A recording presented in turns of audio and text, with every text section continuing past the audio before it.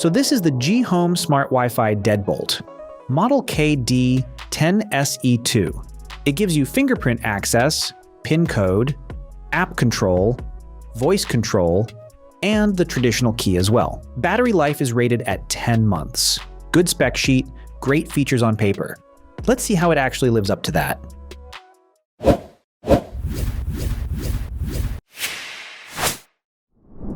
Opening it up, here's the manual with all the installation and setup details laid out properly.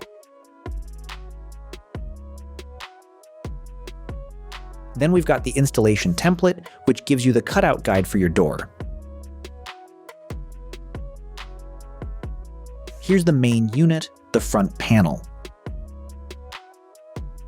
You've got the fingerprint scanner, a touch keypad, and a visible keyhole. Charging port sits on the bottom, and it's USB-C.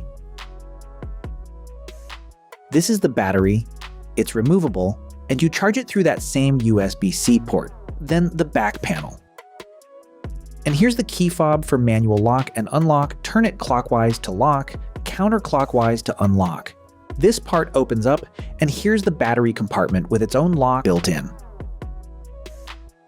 Then we've got the screws, the keys, and the deadbolt itself.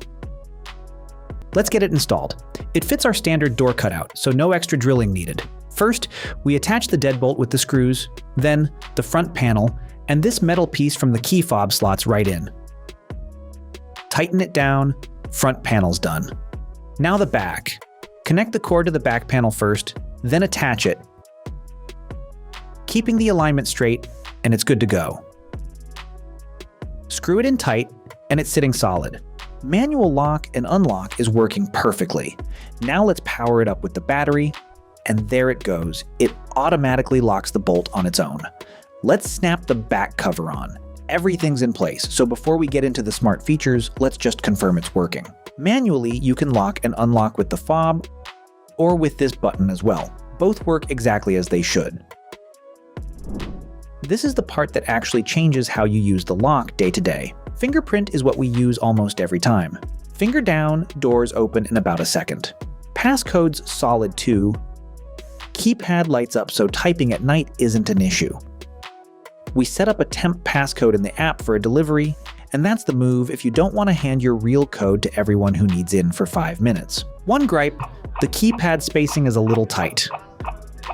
Verification failed. Please try again. We fat-fingered the wrong digit a few times before getting used to it. Physical key just sits there as the failsafe. Phone dies, Wi-Fi's down, doesn't matter, you're still getting in. A lot of smart locks need a separate bridge for remote access. This one connects straight to your home network, no extra hardware. Once it's linked in the GHome app. From here you can see lock and charging status, so you know exactly where things stand without even touching the door.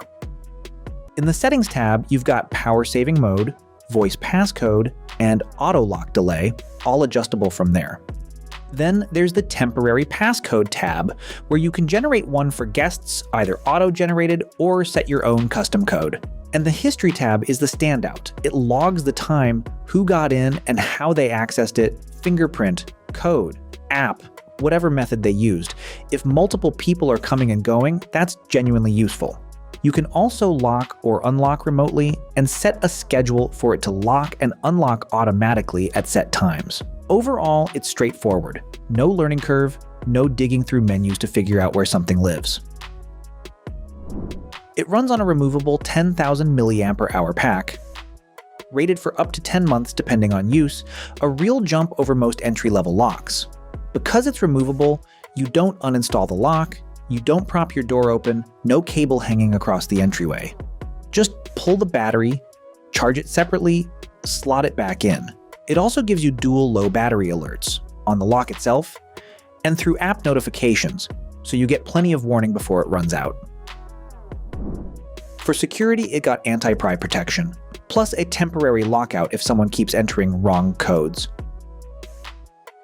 Exactly what you want if someone's trying to guess their way in. The anti-peep code is the feature we like most. Throw random digits before or after your real code, it still unlocks. Anyone watching you type has no idea which numbers actually counted. Auto lock felt like a gimmick at first. A few days in, we stopped double-checking if we'd locked the door behind us. Now, after spending time with it, here's how we see if you want a smart lock that skips the extra hub, supports remote access out of the box, and gives you a practical rechargeable battery instead of disposables, the GHome KD10SE2 is worth a look. It's built around making daily access simple and reliable, not overloaded with extra complexity. And living with it for a while, that approach holds up. That's it for this review. Let us know what you think of the KD10SE2 in the comments, and if this helped, like and subscribe for more smart home reviews and comparisons.